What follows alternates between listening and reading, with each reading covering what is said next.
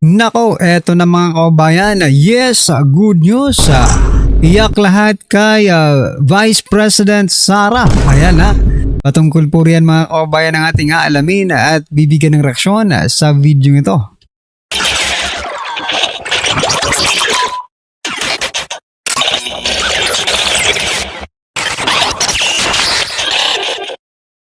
So ito nga mga kababayan, kalalabas lang, no? Mainit-init pa itong balitang ito. February 11, 2006 po ang nakalagay dyan. Net satisfaction ni Vice President Sara Duterte tumaas. Ayon po yan sa SWS survey. Palakpakan po natin. Nako, iyak na naman po. Iyak na naman po ang ating mga kababayan pagdating dito sa mga survey ito, no? Hindi na talaga nila makayanan, no? Yung power, yung lakas, no, ni Vice President Sara Duterte sa taong bayan. So, eto nga, naiisip ko ngayon kung ano kaya ang magiging reaction dito ni Risa Hontiveros at ni Junvic Remulla na nagpahayag na po ng kanilang pagtakbo sa 2028 mga kababayan.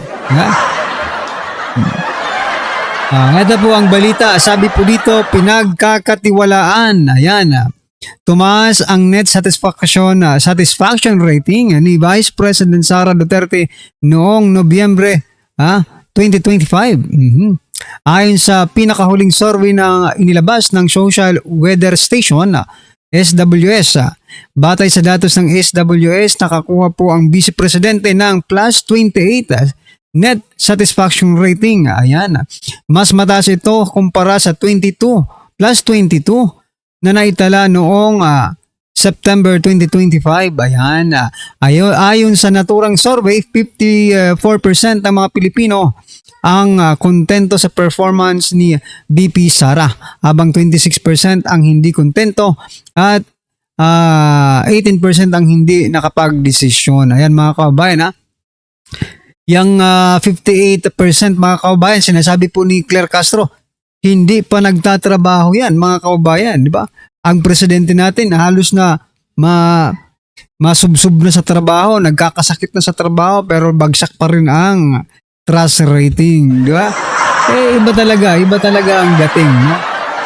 Kapag totoo ka sa taong bayan. Ayan mga karibin natin. Dito pasadahan po natin ang mga naging komento ng ating mga kababayan dito po sa social media. Sabi po ni Yardas, Duterte pa rin sa kalam 2028. Ayan. Sakit beshi, Risa So yan yung sinasabi ko, baka umiyak na ngayon sa Risa Hontiveros. Humanda sa 2028, Mindanao na naman. Mas naniniwala pa ako sa Kalye survey, ilang buwan na yung signature campaign ng Didiles, hindi pa maka 1 million. Aray ko po, Ibang usapan rin yan, no?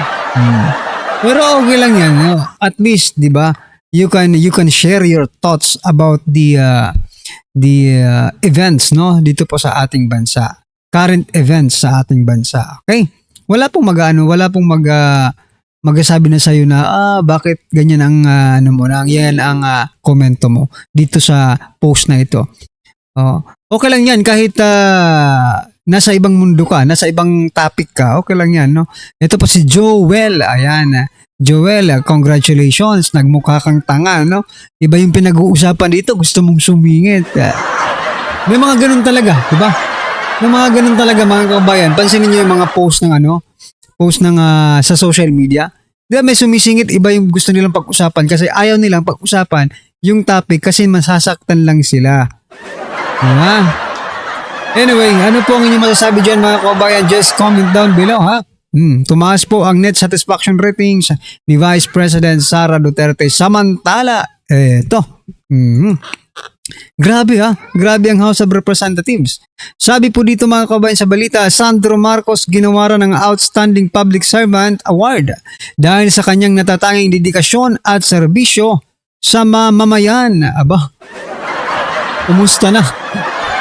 Kumusta na ang Ilocos Norte, yung mga tulay na hindi pa natatapos, yung mga tulay na mukhang ghost project, di ba? Ayon po yun sa isang vlogger, di ba?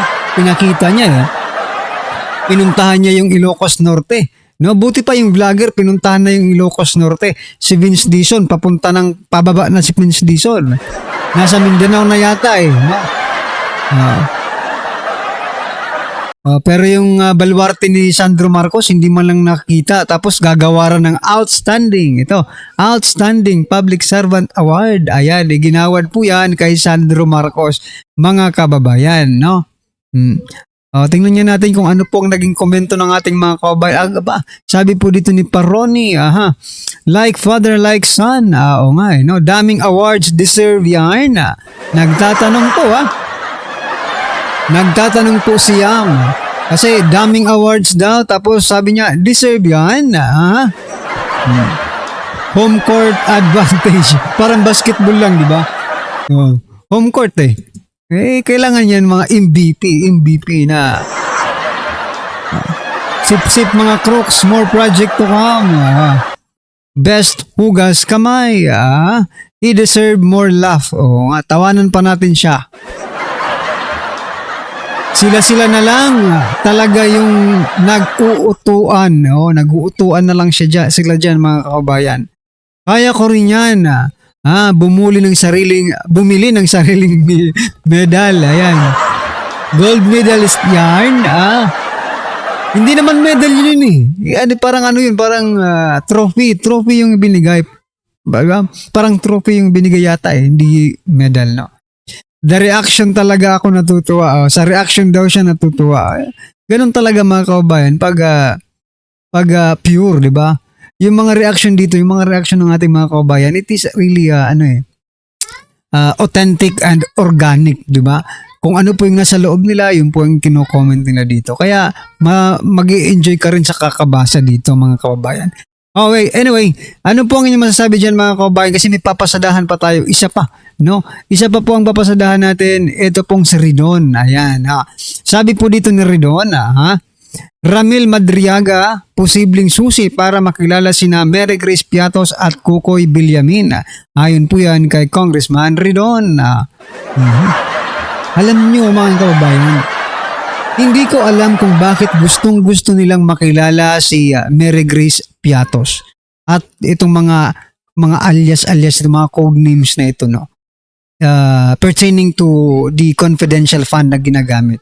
Hindi ko alam kung bakit gustong-gusto nilang makilala. For example, ito. For instance, mga kababayan, makita nyo na si Mary Grace Piatos. What's next? Normal lang naman yan eh. Di ba? Normal lang po yan na itago ang kanilang pagkakakilanlan because it is confidential. But anyway, if you really want to know who is Piatos, no? Tapos makita mo, ano ngayon? Ano ngayon kung makita mo? In person. Ano ang sunod na mangyayari? Ikukulong nyo si Piatos? Kung sino man siya, si Mary Grace Piatos, ikukulong nyo? Wala, di ba? Parang useless. Di mo? There is no... Ano ba ang sunod na mangyayari dyan? Gusto ko lang malaman din mga kababayan kasi parang wala akong nakikitang importansya eh, no? Because it is confidential, no? Makita mo man yan o hindi, it doesn't matter, mga kababayan. Wala tayong nakikitang importansya dito sa mga lagi nilang sinisigaw na Piatos, kung ano-ano pa man yan, di ba? Wala po tayong nakikitang ano. Anyway, basahin nga natin yung mga naging komento ng ating mga kababayan. Sabi po dito ni Maria Garcia Antonio, sorry pero ilong talaga nito ang nagdadala sa patingin nga. Ay, oo nga. Ang laki ng butas eh, no? Chaotic and complicated regulon. Ayan. Okay, more effort boy. Bakit Cookie ang tawag nyo?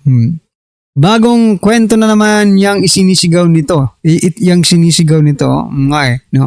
Hindi na bago yan. Dati pa sinisigaw na yan eh. Kumokopya lang siya ng isisigaw. Oo. The irrelevant trying very hard to be relevant. Totoo. So anyway, ano po ang inyong masasabi dyan mga kababayan? Just comment down below yan. At eto, pasadahan po natin ang video ito mga kababayan na kung saan, nako, eto, pakinggan po natin si Sir Banat Bay. Pasok. Ito, pag-usapan naman natin itong si yung pag-amin di umano ni Sandro Marcos na meron talaga siyang allocation. Dito, napakalinaw dito. Hindi niya itinanggi na may allocation siya. At sinabi niya pa kung kanino galing yung allocation. Dumepensa na si Presidential son Sandro Marcos sa issue ng umano'y allocable sa soft pork sa kanyang distrito. Wala raw siyang kinalaman dito. Yan ang agenda report ni John Manalo. Nalaga ba? Sinagot na ni House Majority Leader at Presidential son Sandro Marcos ang issue na isa umano siya sa mga nakatanggap ng pinakamalaking pork barrel mula 2023 hanggang 2025. Sa isang panayam, nanindigan si Congressman Marcos na wala siyang kinalaman sa alokasyon ng DPWH funds para sa 1st District ng Ilocos Norte sa ilalim ng National Expenditure Program. Number one, that was a initiative of the executive. Number one, that was. Ibig sabihin, meron. Diba? Kasi kung wala, sasabihin mo, there was no allocation. Sabi ni Sandro Marcos, no, that was, ulitin natin kasi gusto kong i-connect ko sa palasyo, okay? The initiative of the executive. Yun. Initiative of the executive. Sino po bang executive mga kaubayan? Yung president, di ba? Yung presidente po, initiative of the executive. Parang ibigay yung sa akin ng tatay ko di ba? Parang ganun po yung gusto niyo pala ba? Ibinigyan ako ng tatay ko anong magagawa ko? Di ba? Inisyatibo yan ng tatay ko no? Anong magagawa ko? Wala akong kinalaman dyan. Tatay ko ang naglagay niyan dyan.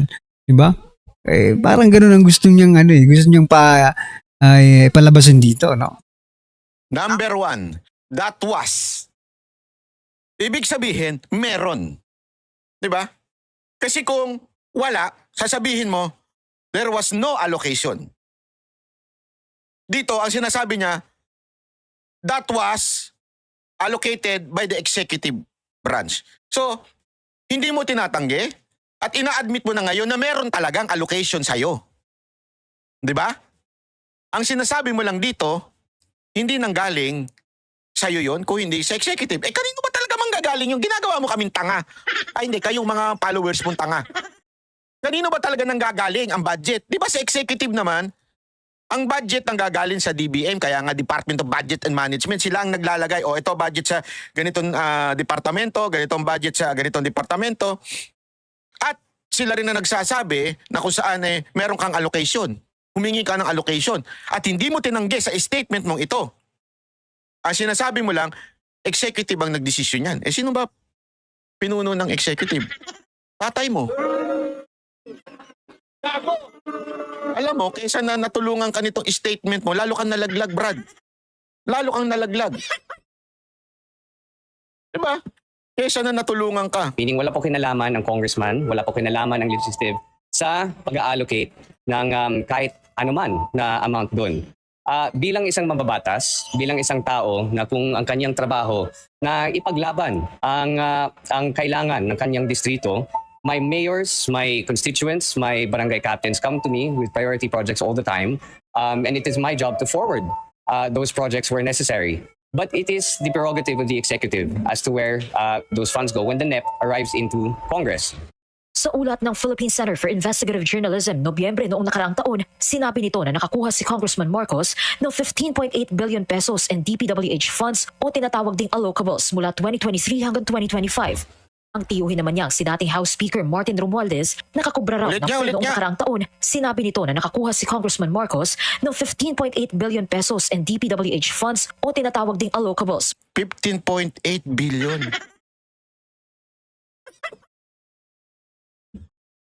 15.8 billion. Alam niyo kung magkano yun? 15.8 billion. Ibig sabihin, sa 1 billion kasi, 1,000 million Alam niyo ba yon? Sa 1 billion, 1,000 million. Sino sa atin, taas niyo nga kamay niyo dyan, nakahawak ng 1 milyon. Taas niyo kamay niyo. Tapos yung 1 milyon na yan, baliwala lang sa inyo o malaking bagay sa inyo. Sige nga, tanungin ko kayo. Di ba sa 1 milyon, grabe kung ikaw ay nakahawak na niyan, ay talagang tuwan-tuwa ka at pag-iingatan mo yan. 1 milyon yan. Marami na akong magagawang negosyo dyan. Marami na akong magagawang pagbabakasyon dyan. Marami na akong mabibiling mga pagkain dyan. At makakabili na ako ng talagang pangangailangan ko. Maaring motor, sasakyan. Yang 1 milyon na yan, di ba? Ito, mga kababayan, hindi 1 milyon. 1,000 million ang 1 billion. And this is 15.8 billion, ladies and gentlemen. Ang tanong, meron bang flood control project o any project na ginawa si Sandro Marcos dito?